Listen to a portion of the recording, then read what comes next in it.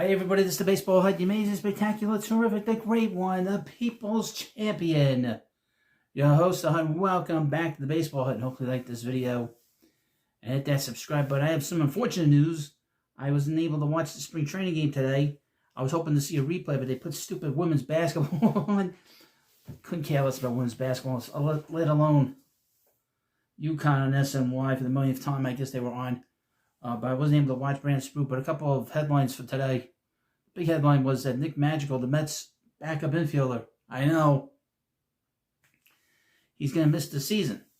On the first play that he was made at shortstop, he fractured his shoulder. How the hell do you do that? He did it. I don't think he's a shortstop. I think that kind of tells you, you know what? I don't think he's going to be playing shortstop in the near future. And the first play that he had to make, and he broke his shoulder, fractured his shoulder. But he's out for the season. So the Mets have a roster spot that is available. And they don't have a backup shortstop. You can say, well, you know, they don't really need a backup shortstop. They got a shortstop plays every day, but you need one in case there's an injury during a game. That's why it's so important to have a versatility. Now, you're going to ask, well, what about OMG? What about Jose Iglesias? I don't think. Let's have a sort of a taste of wanting to play him, to be honest with you. I don't think they want to give a guy that's 35 years old a contract. And not what he's been looking for. From what I understand, he was looking for a contract of 2 years. I don't think he'll take him. I don't think he'll take that to sign him now. But I think that you know, that horse has ran out of the barn. But Brett Baty's had a very good spring. He in 4 games hit .545 with the same kind of slugging percentage and 1182 OPS with 3 extra base hits and 2 home runs. He has looked really good. So he had a good spring last year. He had no problem getting onto the roster and be the third baseman, but he has to be able to stick here. I don't know where he's going to play. Okay, at this moment, because obviously Mark Vientos is a third baseman here. He more than earned the job. He basically blew the competition away. And we're going to see where Baty goes. But Baty continues to play like this, he's going to be on the team. Now, Luis Angel Acuna is an interesting case because he's a player that can play shortstop. He's a very good shortstop. I was very impressed with his work in the 2 weeks that he was there covering for Lindor. But the thing is that he has to play every day. And unless they start making other moves, they move Jeff McNeil, which I don't think they're going to be able to do with his contract.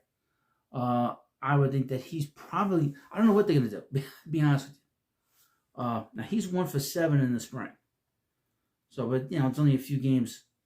A couple other guys to keep an eye on is Luis De Los Santos and Donovan Walton. And they've been, nothing special in terms of the spring. So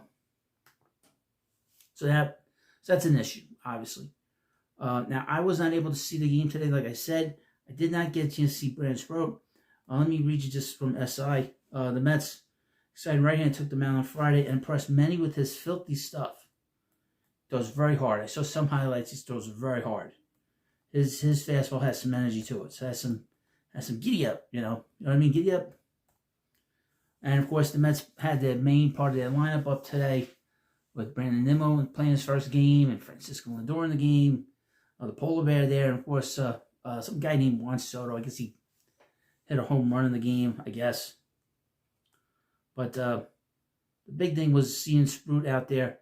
Let me read you a couple of things. The 24-year-old righty needed just 19 pitches to retire 6 Washington batters.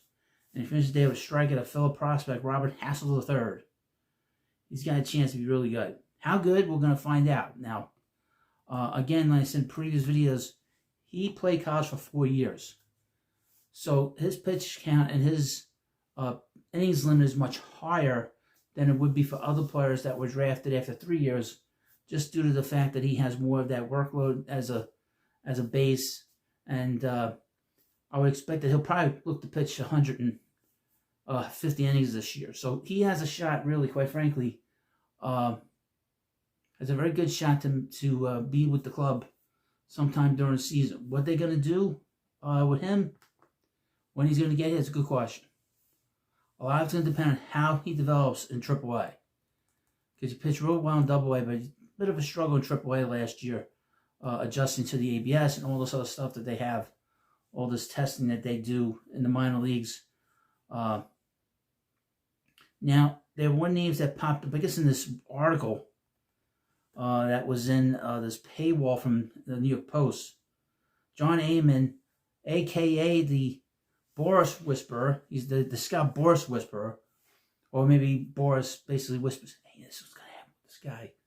This is going to happen with that guy. The polar bear is going to get $200 million. You know, but that didn't happen. But he's not telling him things that he wants to. He's telling him things he wants to get out there. He's not telling him the truth. But a couple of things they mentioned in this article is Marcus Stroman. Again, don't go near him. He's a cancer, and he's got a lot of problems. He's a jerk. You know, he's not good in the clubhouse. It doesn't look like they're going to be going after Jose Quintana. I don't understand why he has not been picked up by any team. He's a professional pitcher. He's not going to cost you a lot, maybe a year or two on your contract, that if you're a bad team, you can flip him. They mentioned also in this article, Jordan Montgomery. I don't see them doing that. Maybe the owner was angry enough to mention it, during the offseason, but I don't see them, Diamondbacks, doing that when they have a team that went to the World Series 2 years ago and are competing heavily, are going to want to have some kind of advantage on the mound with Jordan Montgomery. Montgomery's a good pitcher, okay? He just had a bad year because of the whole contract mess that Boris put him in. But I would expect that the Diamondbacks are going to hold on to him. It makes no sense to move him, in my opinion. But I don't expect that. They mentioned that there. I don't expect that at all, to be honest with you.